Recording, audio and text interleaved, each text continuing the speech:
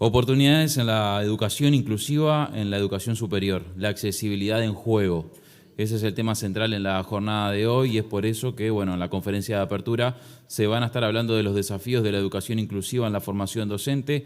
Esto va a estar desarrollado por Carmen Alba Pastor, docente e investigadora de la Universidad Complutense de Madrid en España. Así que, bueno, le damos la bienvenida. Carmen, estás por ahí. Buen día, ¿andás bien? Adelante.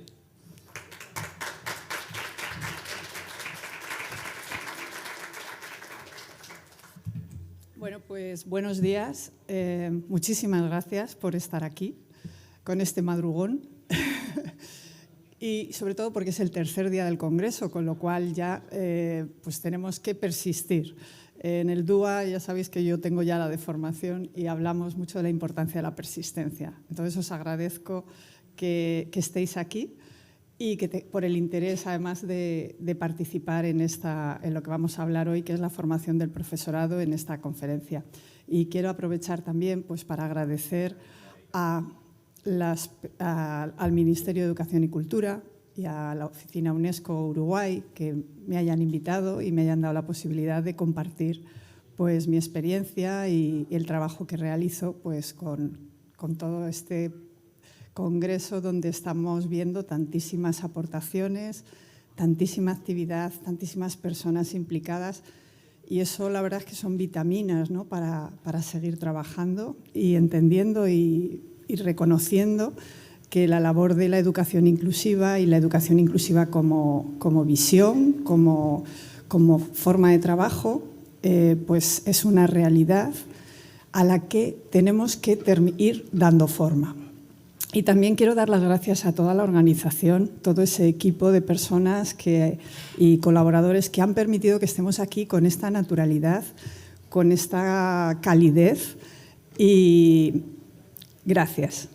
Bueno, pues dicho esto, quiero compartir esta conferencia, la vamos a dedicar a uno de los temas que han ido saliendo a lo largo de muchas de las sesiones. En muchos de las experiencias compartidas pues se ha estado hablando sobre todo, se llegaba al punto de se necesita la formación del profesorado y la formación del profesorado. Entonces, esta conferencia la vamos a dedicar a qué desafíos tenemos en ese sentido, es decir, los desafíos que tenemos en relación a ¿Qué situación hay en relación a la educación de los profesores, a la formación de los profesores en educación inclusiva? Y también ver cuáles son las opciones, los desafíos, las posibilidades, cuál es un poco el estado de la cuestión en relación a este tema. Que necesitamos, en vez de partir de simplemente avanzar, es ver qué es lo que ya sabemos, qué conocimientos hay, qué nos dicen las investigaciones para planificar, para organizar, para pensar qué pasos vamos a seguir. Para ello, como en esta diapositiva voy a mirar hacia allá porque desde aquí no lo veo. Voy a utilizar… ¿Se oye? Vale. Voy a utilizar mejor este micrófono que me permite moverme. Entonces, en esta presentación lo que vamos a hablar, como aparece en esta diapositiva sobre los desafíos de la educación inclusiva en la formación docente, son cuáles son los objetivos y un poquito la contextualización en el marco actual. Después hablaremos de la educación inclusiva y la formación de docentes. Algunas pinceladas de qué es lo que ya sabemos qué sentido tiene. Y luego de esa revisión de las investigaciones que hemos hecho o que se han hecho y lo que dicen los informes internacionales, cuáles serían los factores, algunos de esos factores que son especialmente relevantes en este contexto para que podamos tener en cuenta de cara a lo que nos íbamos preguntando en las otras sesiones y la formación de docentes, qué pasa con los docentes, cómo damos herramientas, cómo damos claves a los docentes para que puedan avanzar, cómo les apoyamos en este trabajo. Y eso pues terminaríamos en, bueno, cuál sería una pequeña síntesis de algunas ideas que es fundamental que tengamos de cara a hacer una innovación para que la educación inclusiva no la vamos a inventar porque ya estamos en ella, sino que cómo hacerla realidad o que se haga en la dirección que todas estas voces que han estado hablando y que se están hablando y se hablarán a lo largo del día son determinantes y pueden contribuir a que el profesorado pueda trabajar desde sus centros en una educación inclusiva. Dicho esto, pues la pregunta sería, ¿por qué estamos hablando de educación inclusiva?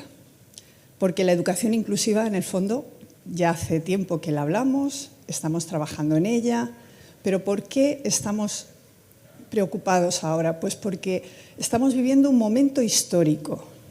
Recordáis que en muchas de las ponencias hemos hablado de momentos históricos que han ido configurando la educación inclusiva o la atención a la diversidad o cómo tenía que la sociedad mirar a una realidad diversa. Pues ahora estamos viviendo ese momento.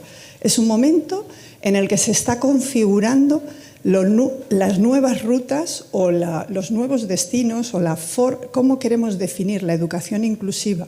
Por eso ayer en las distintas mesas hemos visto tantísima actividad. Hay actividad en cada centro, cada institución, cada organización, cada administración. Estamos viviendo ese momento histórico. Lo que hagamos nosotros va a determinar, digo nosotros, sí, nosotros como comunidad educativa, pues va a poner las bases de qué ruta vamos a seguir de aquí en adelante. Por eso es tan importante y es tan valioso este congreso donde estamos escuchando tantísimas ideas y estamos viendo ese hervidero, esa especie de entropía. O sea, en este momento el sistema está buscando un nuevo equilibrio y ahí es donde vamos a partir. Entonces yo, de todo eso,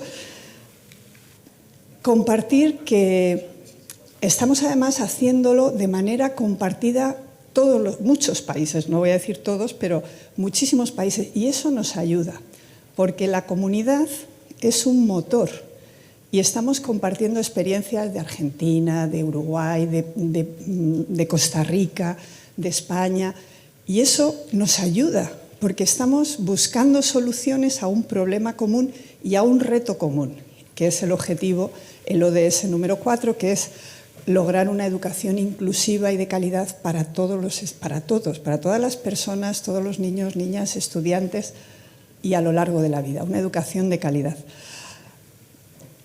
Esto, ¿qué idea tendríamos? Pues que la educación inclusiva no es, se ha dicho ya muchas veces, es un proceso y estamos en ese proceso.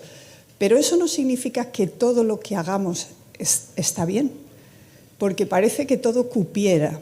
Bueno, pues es importante que busquemos que utilicemos referentes que nos ayuden a concretar lo que queremos hacer. Y sobre todo a liberarnos de las marcas que nos han traído hasta aquí. Y aquí os haría una reflexión de cómo todavía en nuestro discurso, aunque queremos romper con la dicotomía, con la separación entre lo inclusivo y lo especial, mantenemos todavía mucho porque eso está en nuestras estructuras, en nuestros discursos, en nuestras formas de afrontar la educación. Por lo tanto, necesitamos fortalecer ese enfoque inclusivo en el que tratemos de responder a todos nuestros estudiantes, a toda nuestra población, a todos nuestros jóvenes, en cualquier momento del sistema educativo y a lo largo de la vida, pero también a los profesores, porque es ese profesorado el que va a hacer realidad esa actividad. Por eso la importancia de recordarnos que la educación inclusiva es la que va dirigido a todos los estudiantes. No solamente a estudiantes en riesgo de exclusión, educación inclusiva y discapacidad. Es a todos nuestros estudiantes. Y dentro de esos estudiantes pues hay mucha diversidad, desde el que simplemente está pasando por un problema familiar o un problema emocional o un problema de identidad, a otros estudiantes que tienen otros motivos que determinan que nuestra intervención educativa sea sensible y dé respuestas a esas situaciones. Bien, dicho esto, claro, hemos cambiado de paradigma. Antes era lo normal y lo demás. Y desde hace unos años que se ha ido construyendo este discurso de la diversidad, lo que nos encontramos o lo que podemos defender es que si miramos alrededor, miremos donde miremos, la sociedad se ha construido desde una realidad. Y es que somos diferentes, somos diversos. No es que haya que inventar la diversidad, es que la norma es que haya diversidad. Yo os estoy mirando y vosotros me estáis mirando.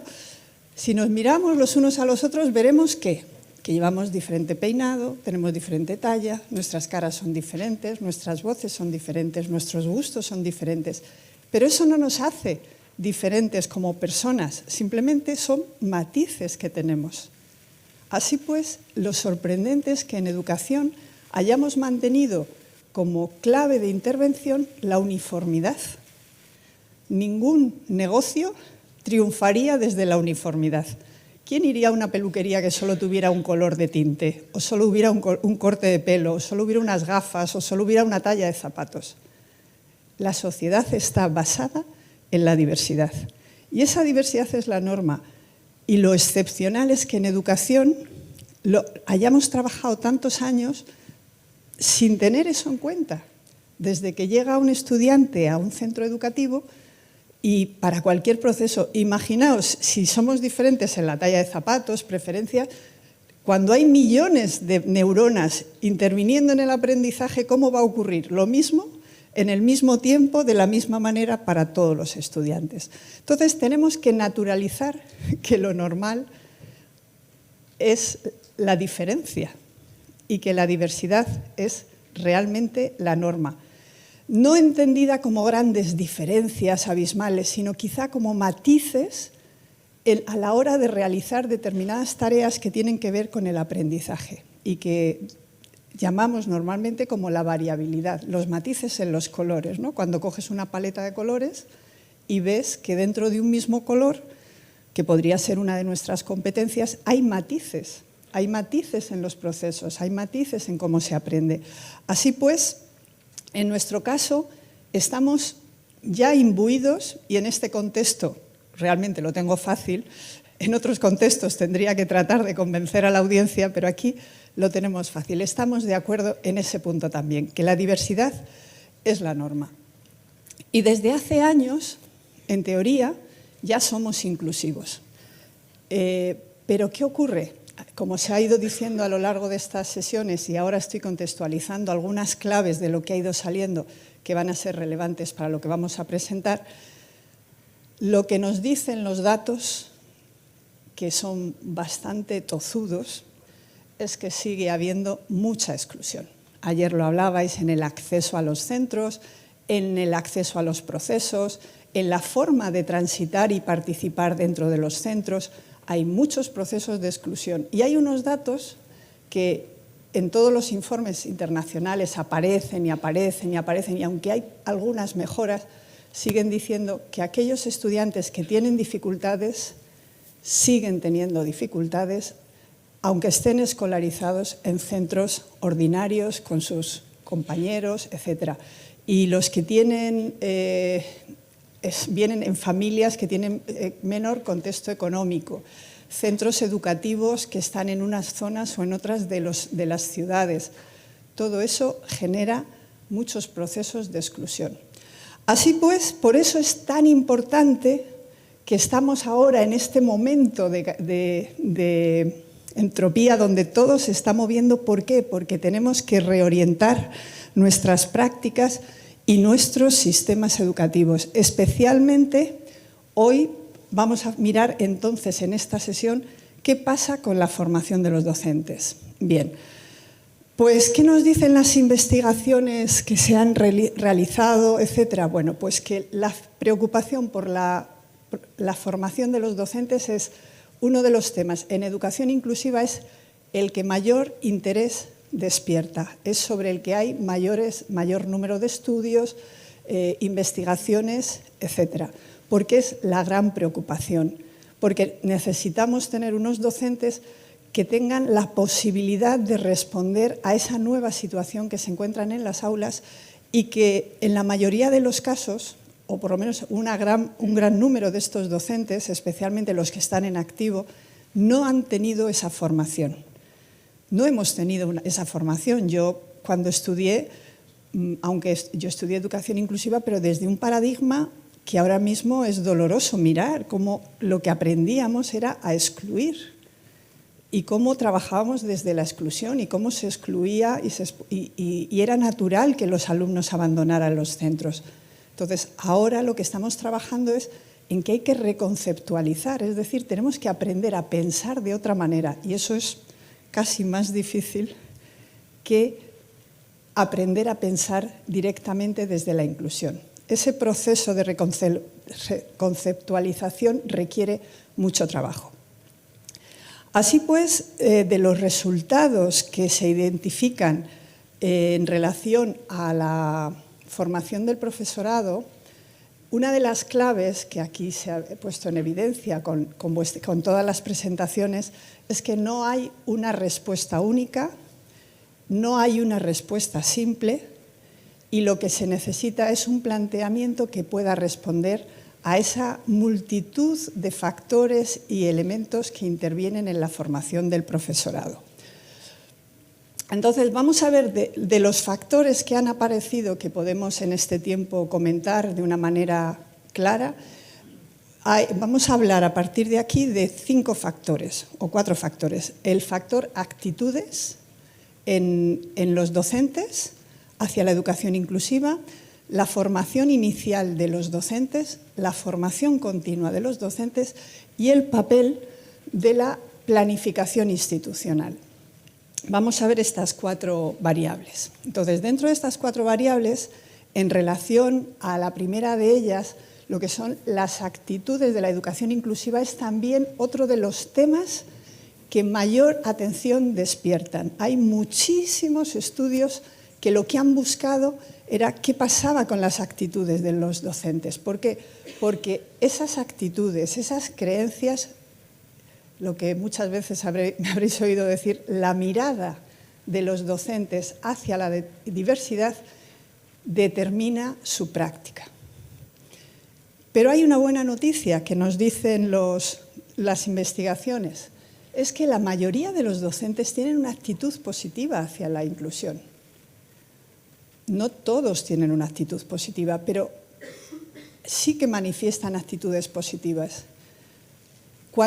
Uno de los factores que determina la actitud negativa es que ellos se sienten incompetentes, inseguros, sin herramientas, sin recursos o sin apoyos para responder a la diversidad. Esa es la situación por la que en muchos casos se generan actitudes negativas. Y una buena noticia también es que esas actitudes pueden cambiar.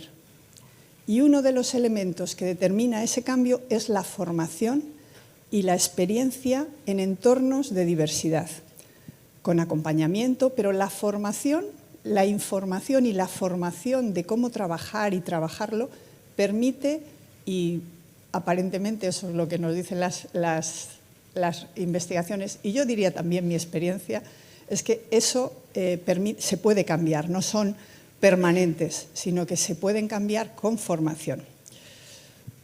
¿Dónde estarían las 2 vías de formación principales? Bueno, pues tenemos la formación inicial. El papel de la formación inicial en estos momentos está, digamos, en revisión en todos los países, también como consecuencia de los cambios normativos que están habiendo, se están realizando en las leyes educativas en casi todos los países para ajustarnos o redireccionar y establecer políticas que nos ayuden a avanzar mejor hacia la educación inclusiva. Entonces, uno de los componentes de esas modificaciones que se derivan de los cambios legislativos es que hay que cambiar la formación de los docentes para que se pueda alinear con esas ideas, con esas líneas principales que aparecen en la normativa, que son los que marcan el destino a donde queremos llegar, marcan cómo queremos que se vaya en esa dirección.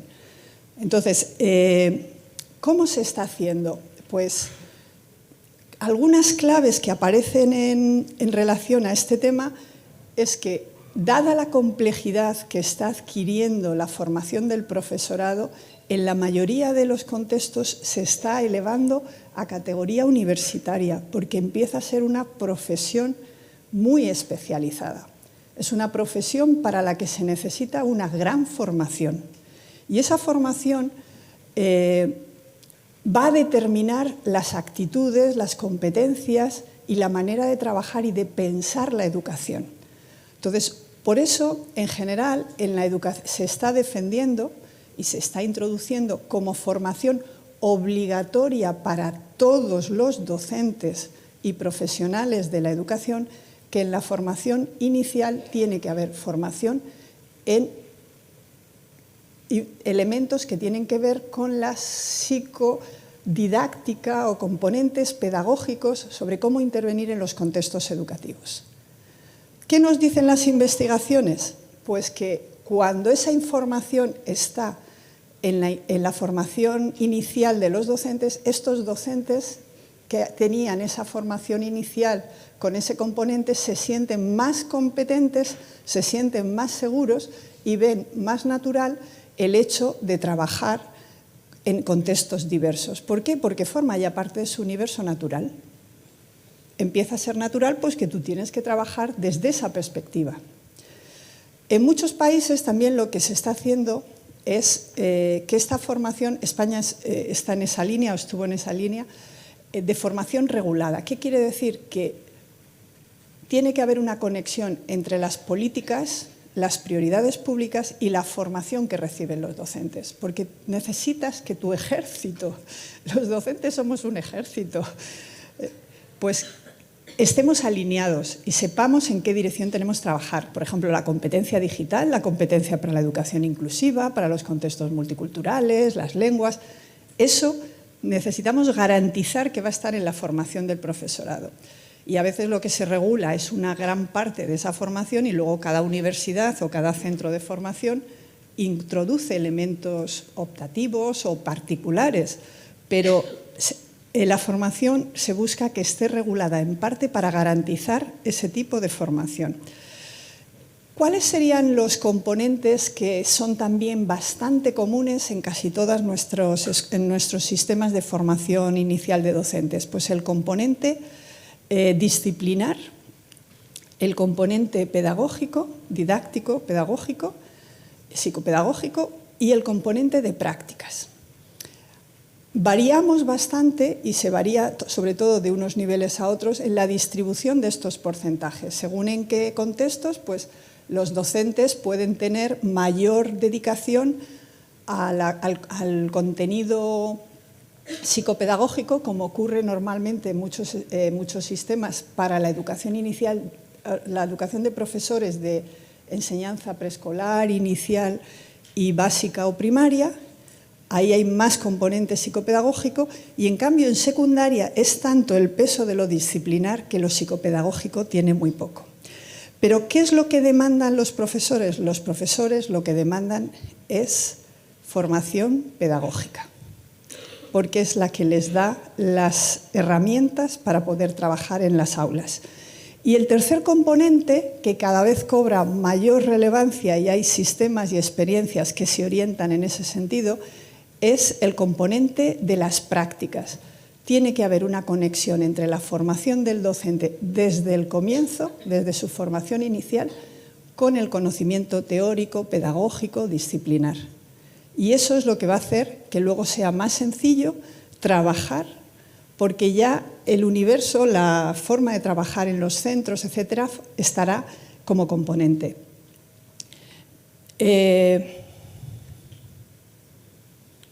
Eso ya lo he contado. El siguiente elemento es la formación continua. En relación a la formación continua, lo que vemos es que determina, en muchos casos, el hecho de no haber tenido formación en relación a los contenidos psicopedagógicos o en relación a la educación inclusiva o a la atención a la diversidad, hace que las prácticas haya que desaprenderlas y eso supone un gran esfuerzo. Cuando se hacen estudios, lo que acabo de comentar, cuando se hacen estudios sobre qué perciben los docentes en ejercicio que necesitan aprender, no dicen nada de conocimientos disciplinares, dicen conocimientos psicopedagógicos. Pero tenemos tendencia a minimizar el papel de esos conocimientos y son los que determinan que ellos se sientan más cómodos en relación a cómo trabajar con los alumnos que se van encontrando y tener estrategias más flexibles. Nosotros trabajamos con modelos, por ejemplo, el modelo que trabajamos, o con un modelo, que es el diseño universal para el aprendizaje. ¿Por qué? Porque además de proporcionar una mirada hacia cómo intervenir en educación desde la educación inclusiva, lo que proporciona es una cosa insólita. Después de tantos años generando conocimientos sobre la práctica educativa, no tenemos modelos que sistematicen esos resultados.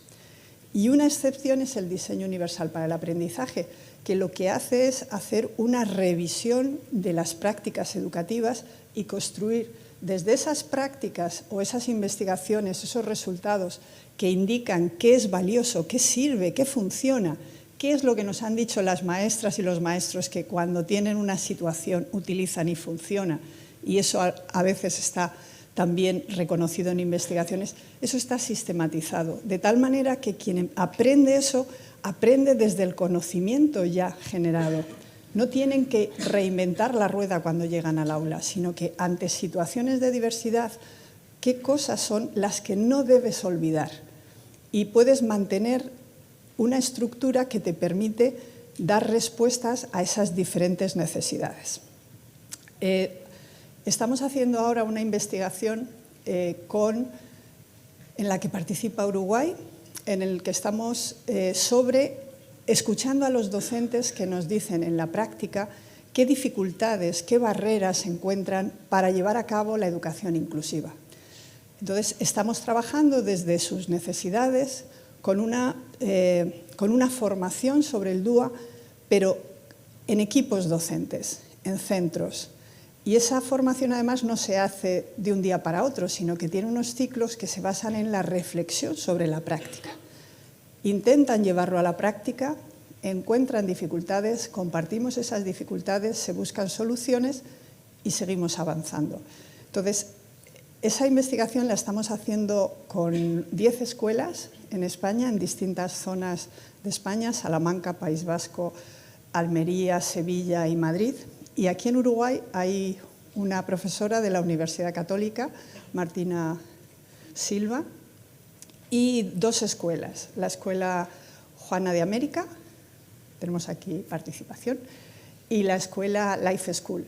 Y la verdad es que estamos súper agradecidos porque es tan emocionante escuchar que compartan cuáles son esas dificultades que se encuentran y que nos digan y crear algo que ayer también se hablaba, crear trabajo en equipo para compartir esas dudas y buscar soluciones. Y lo que se genera es un equipo que quiere encontrar soluciones a los problemas de sus estudiantes.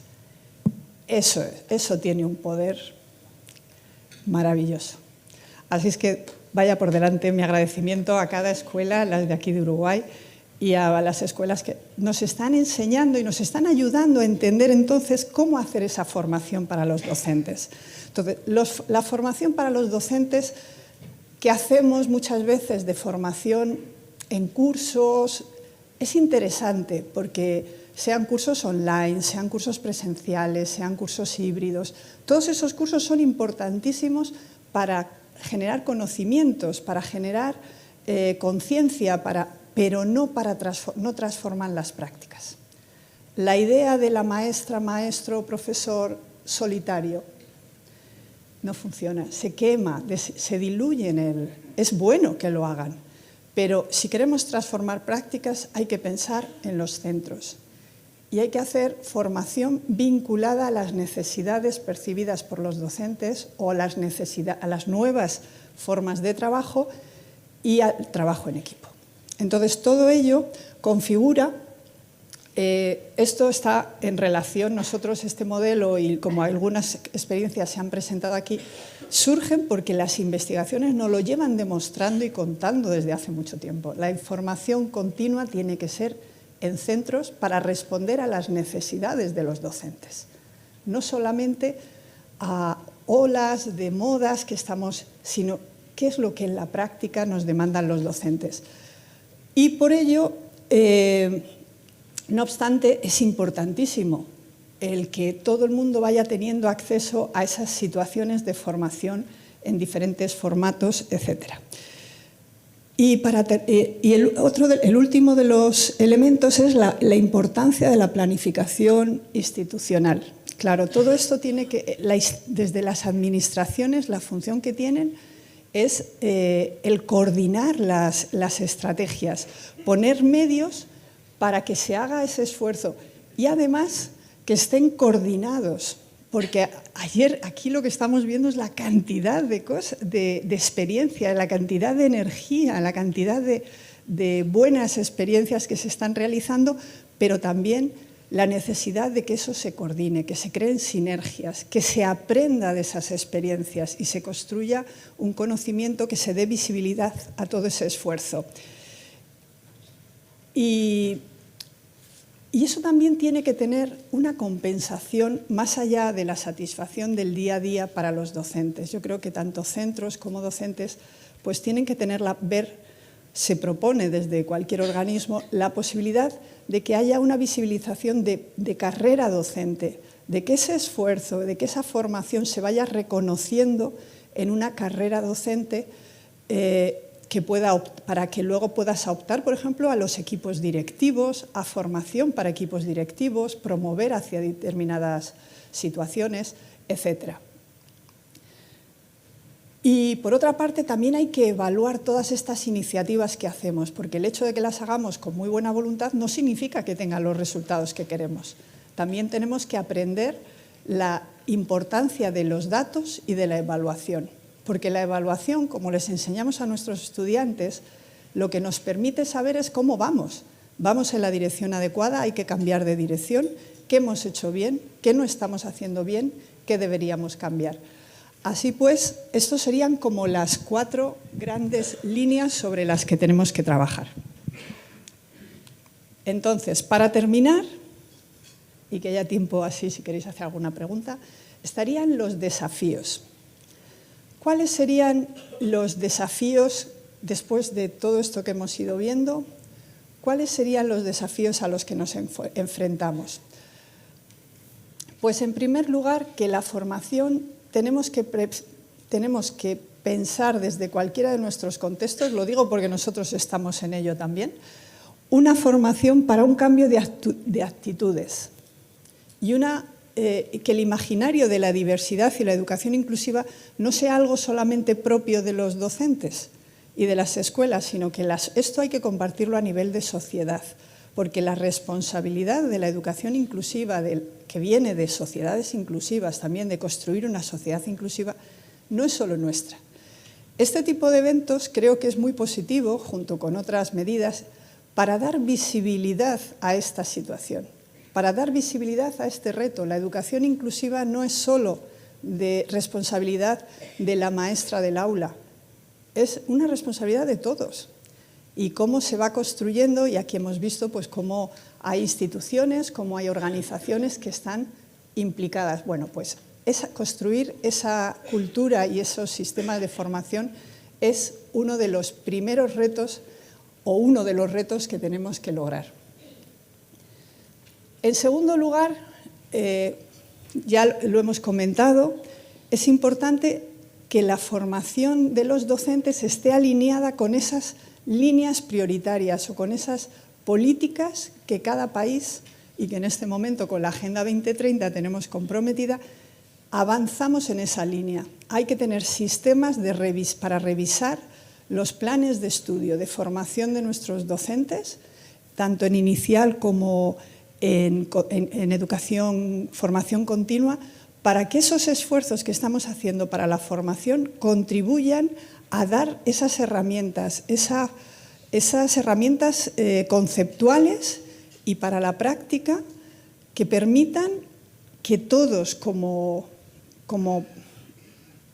educación rememos en la misma dirección. Porque el problema es que puede ser que estemos remando y haciendo muchos esfuerzos, pero no los estemos haciendo sincronizados y eso no nos lleve a ningún sitio. Se queden en meras experiencias interesantes. Entonces, un segundo reto es garantizar una formación de carácter pedagógico y la sintonía entre las experiencias que se están haciendo. O sea, vincular todas estas experiencias para que contribuyan a ser un cuerpo de conocimientos y avanzar en la formación pedagógica de los docentes. Vinculado al anterior, eso significa la revisión de los programas de formación inicial. Que como hemos dicho antes, ¿por qué es un reto fundamental? Porque en esa formación es donde vamos a marcar el pensamiento y las prácticas de los docentes. Y ahí hay que dar los recursos. Hay algunas experiencias muy interesantes en algunos países, pues eso, cómo se están revisando para ver si la formación inicial se ajusta o está vinculada a esas líneas prioritarias. Y también hay experiencias que están vinculando cada vez más desde un primer año de formación o desde el primer año. Hay una universidad en España, la de Lleida, que tiene esta estructura. En primero de carrera, en la formación inicial, los estudiantes pasan 2 días en los colegios y luego 3 días en la universidad. ¿Qué permite eso? El diálogo entre la teoría y la práctica. Y eso es lo que tenemos que buscar. En Lérida lo hacen así, a lo mejor aquí lo hacéis de otra manera, pero de lo que se trata es que tiene que haber diálogo entre la teoría y la práctica. Porque eso, cuando esos estudiantes llegan al aula de la universidad, te preguntan ¿y cómo se trabaja con un alumno que no puede aprender? ¿O cómo trabajo con un estudiante que tiene dificultades con la lengua?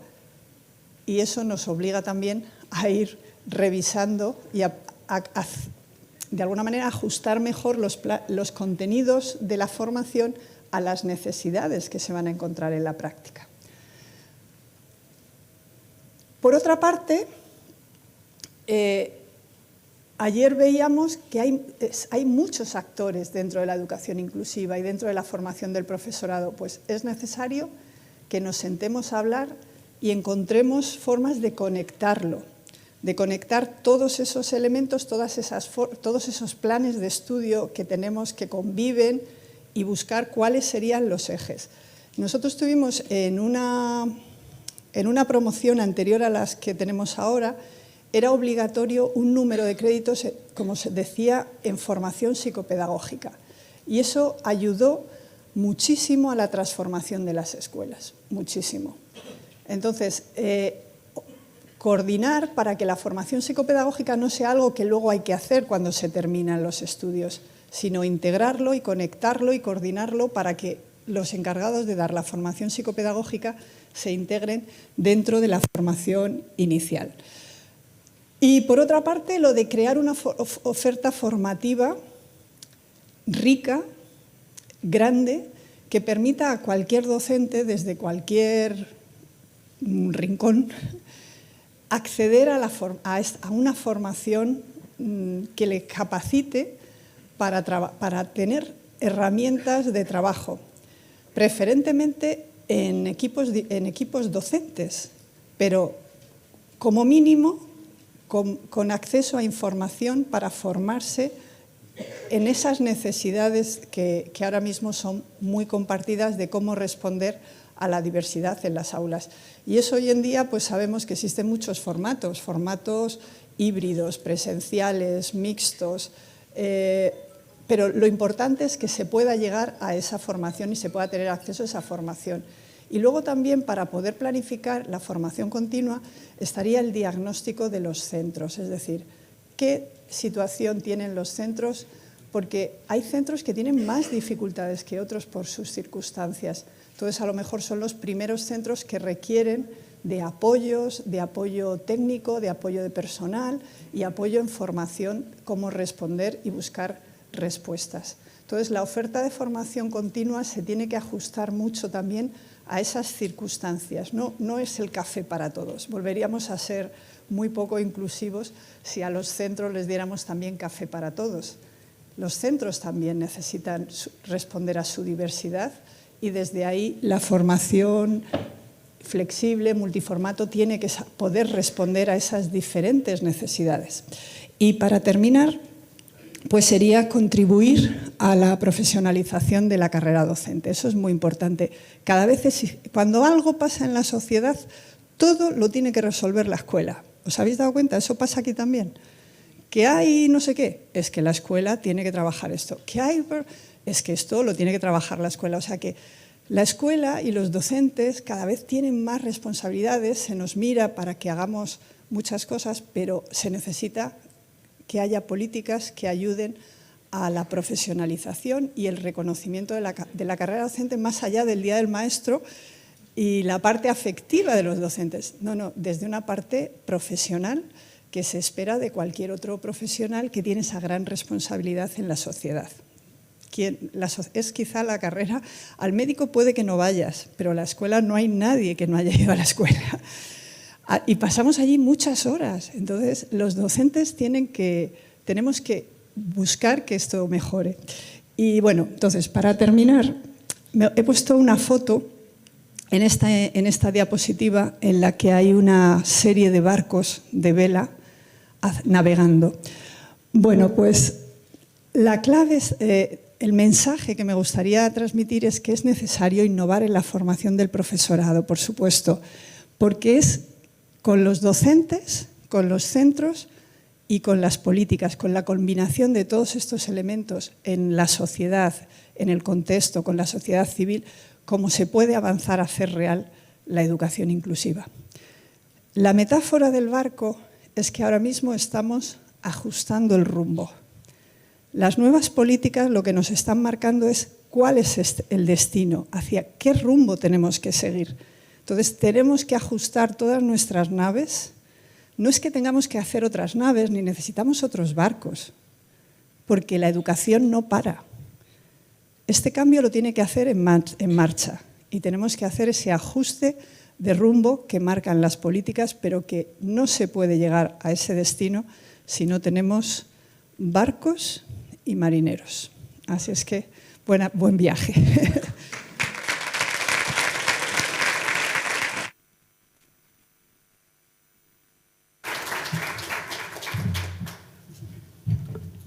Tengo algunas preguntas para vos, es por eso que vengo hasta acá. La primera, cuando se insiste en la formación centrada en patologías o tipos de discapacidad, ¿no se continúa perpetuando el paradigma médico? Pues realmente no. Yo creo que hay que ser sensatos.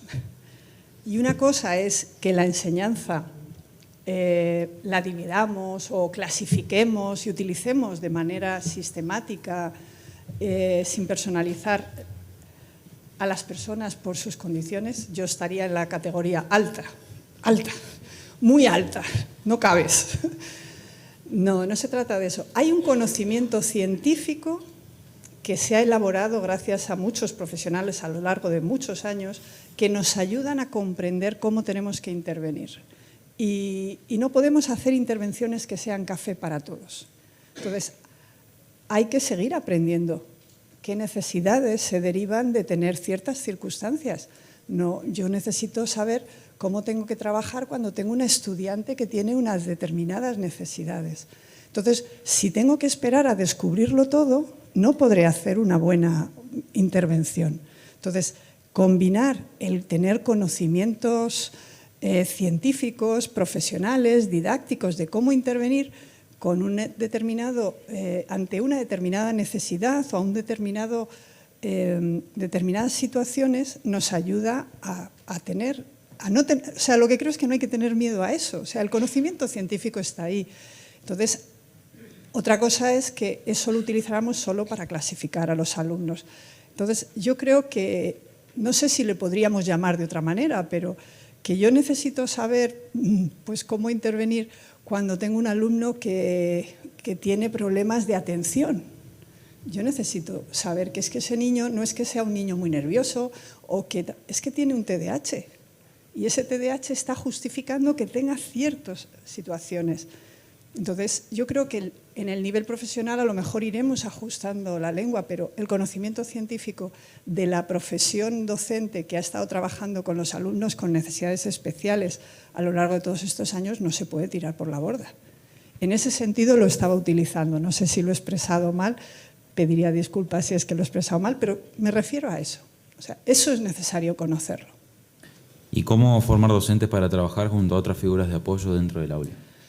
Pues eso hay que ponerse a trabajar, porque es trabajar en equipo, planificar en equipo y tener situaciones donde hay que trabajar sistemáticamente pues una vez a la semana, donde hay que aprender a trabajar y eso se aprende trabajando. Eso no quita que haya técnicas de trabajo en equipo que se puedan aprender. Lo ideal es que desde la escuela estemos enseñando a trabajar en equipo, porque no hay ningún contexto de la vida donde no hay que trabajar en equipo.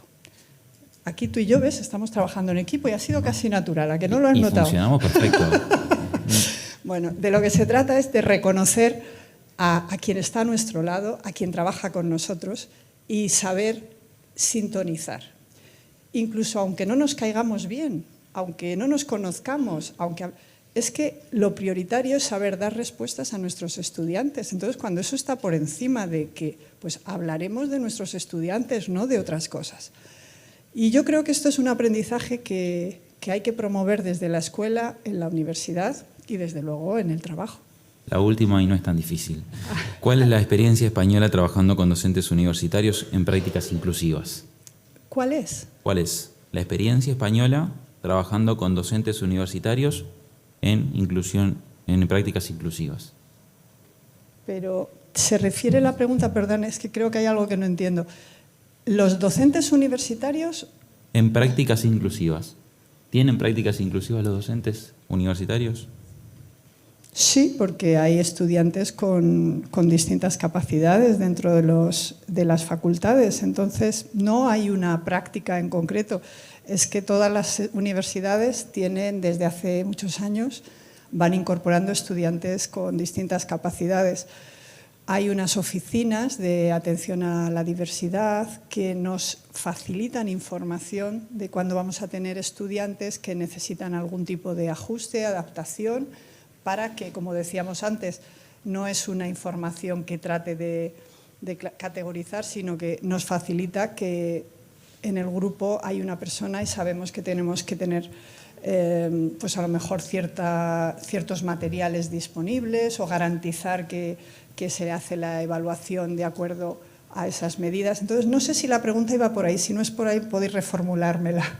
Bien. Pero tenemos la responsabilidad, por supuesto, de responder.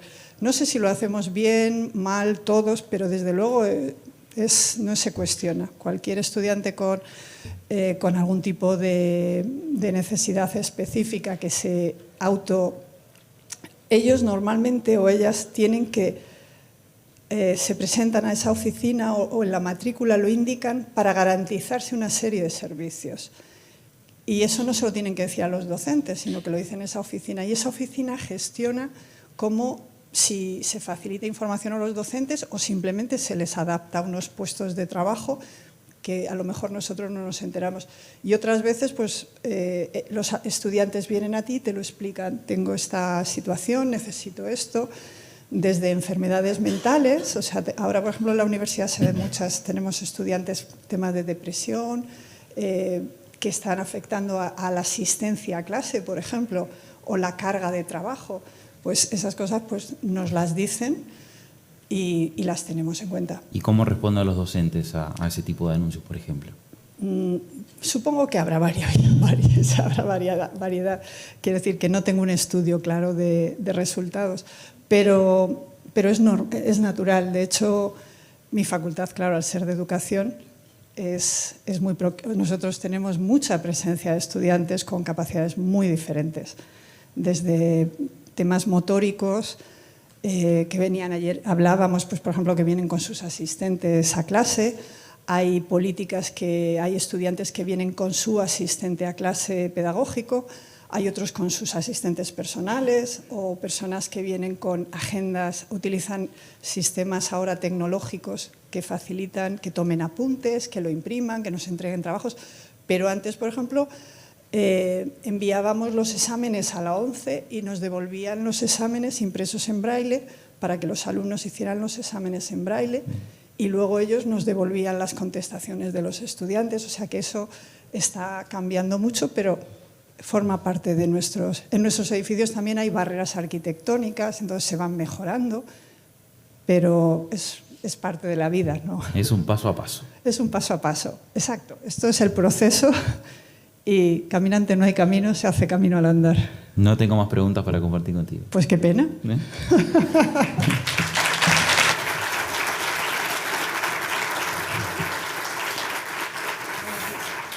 ¿Conclusiones? No, conclusiones, espero que os hayamos motivado o por lo menos facilitado información que os ayude a visualizar pasos a seguir. Y algunos, al seleccionar la información a presentar, que había tanto que contar porque este ámbito es muy, muy, muy... o sea, hay muchísima información en este ámbito, por lo menos algunas cosas que nos sirvan para los próximos pasos no hacer los mismos errores que ya sabemos que no tenemos que cometer. Así es que buen viaje y a lo largo del día de hoy nos vamos a ver, o sea que cualquier café será muy bienvenido. Bueno, a las 11 de la gracias. mañana hay café para compartir algunas dudas y si queda... Sí, todavía tenemos alguna otra charla. El video está a cargo de Francisco Amaya Flores, subdirector general de Cooperación Territorial e Innovación Educativa, justamente de España. Vamos a compartirlo. Mi nombre es Francisco Javier Amaya Flores, subdirector general de Cooperación Territorial e Innovación Educativa del Ministerio de Educación y Formación Profesional de España. Este ministerio ostenta la Secretaría Ejecutiva de la Red Intergubernamental Iberoamericana de Cooperación para la Educación de Personas con Necesidades Educativas Especiales, RINEE, de la que Uruguay forma parte activa. Les enviamos un afectuoso saludo en nombre de la RINEE, y especialmente desde este ministerio. Deseamos el logro de los objetivos del primer Congreso Internacional de Educación Inclusiva, SOMOS, y que todas y todos los asistentes aprovechen el mismo para impulsar una educación inclusiva de calidad de todas las personas sin distinción de ningún tipo. Muy bien, fuerte el aplauso entonces para este saludo.